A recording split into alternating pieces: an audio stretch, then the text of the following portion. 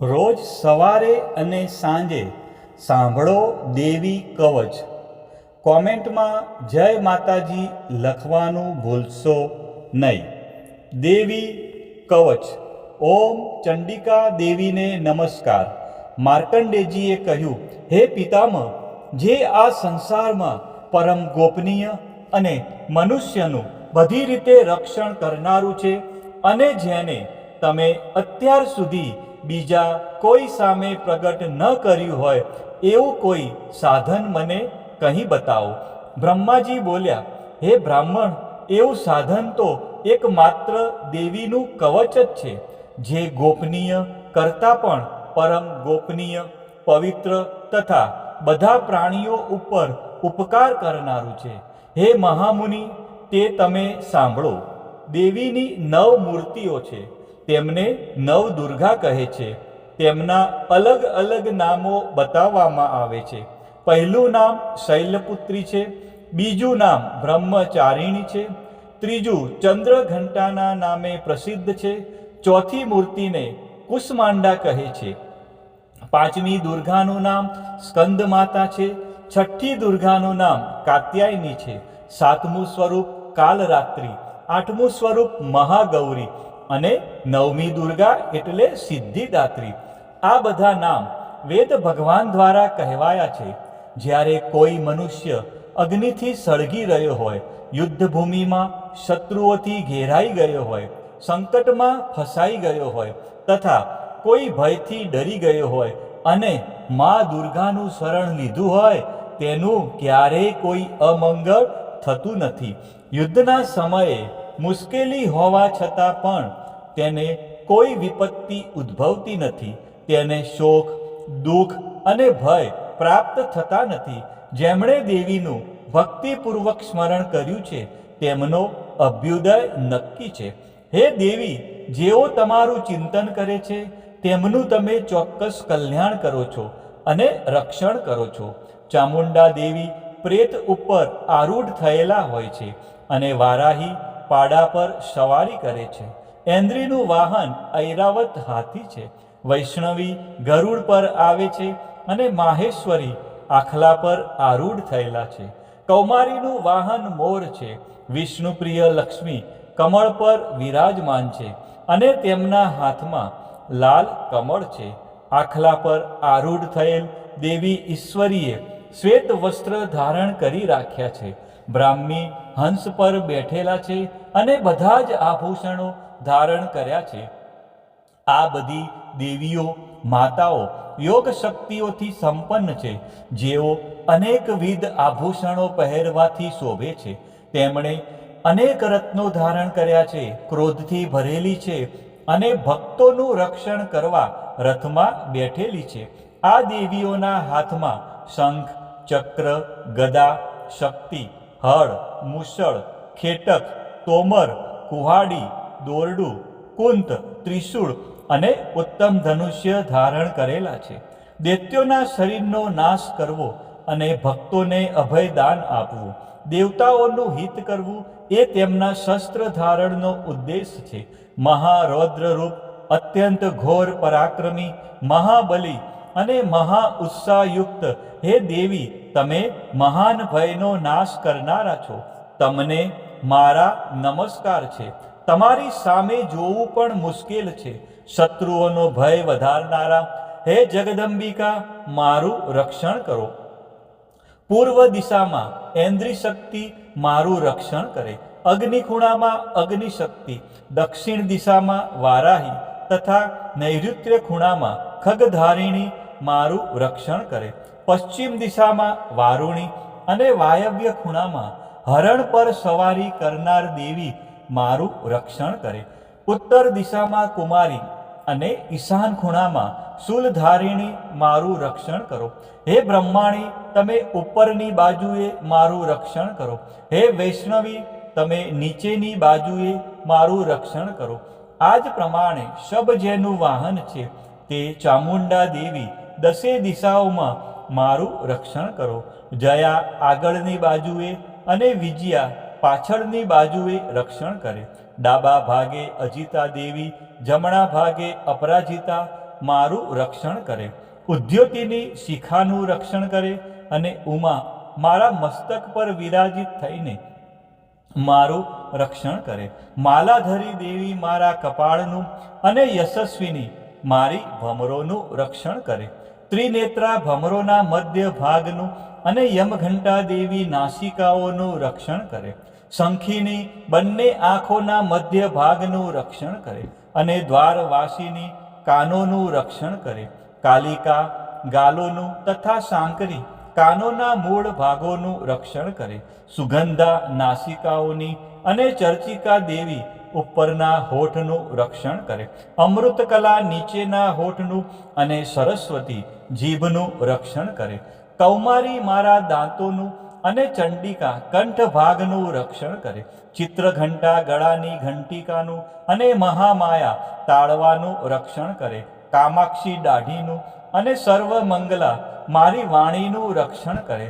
નીલગ્રીવા કંઠના બહારના ભાગનું અને અન્ન નલિકાનું કૌબેરી દેવી રક્ષણ કરે. ખગીની બંને ખભાઓનું અને વ્રજધારિણી મારા બંને બાહુઓનું રક્ષણ કરો.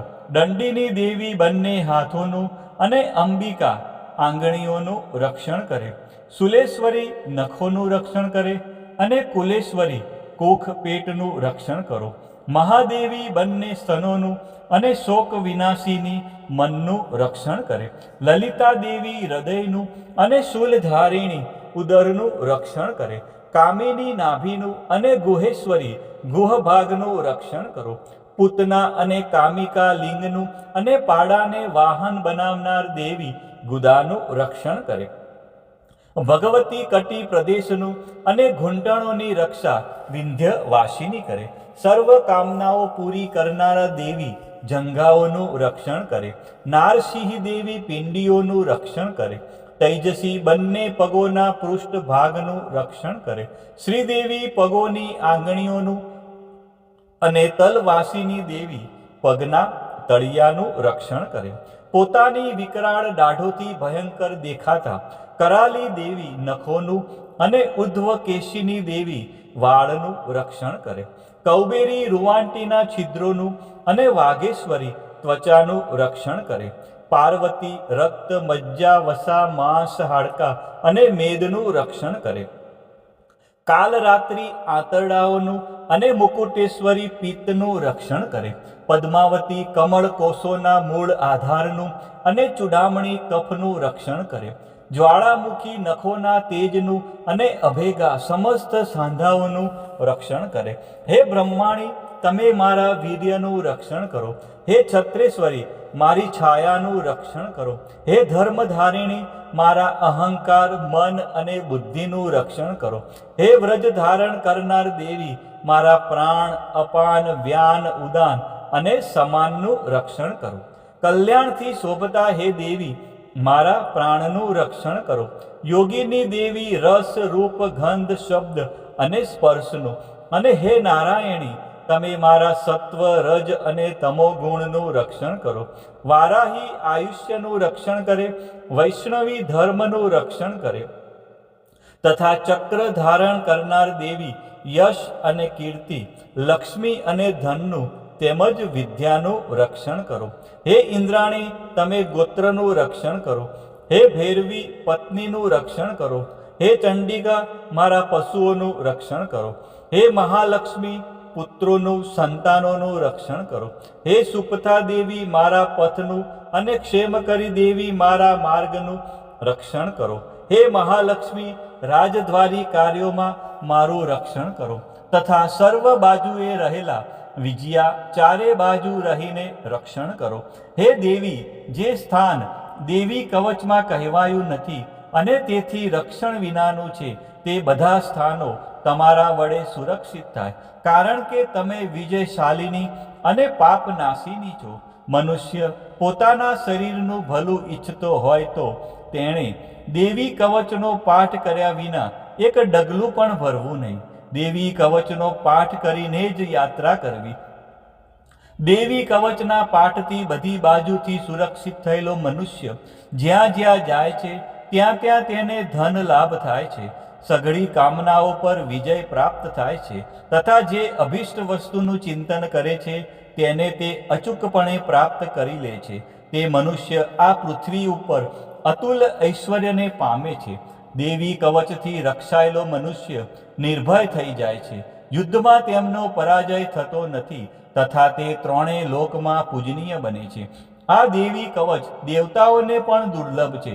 જે આ દેવી કવચનો દરરોજ 3 ટાઈમ શ્રદ્ધાપૂર્વક પાઠ કરે છે તેની દેવી કલા પ્રાપ્ત થાય છે તથા તે ત્રણેય લોકમાં પરાજિત થતો નથી. એટલું જ નહીં, તે અપમૃત્યુથી રહિત થઈને 100 કરતાં પણ વધુ વર્ષ જીવે છે.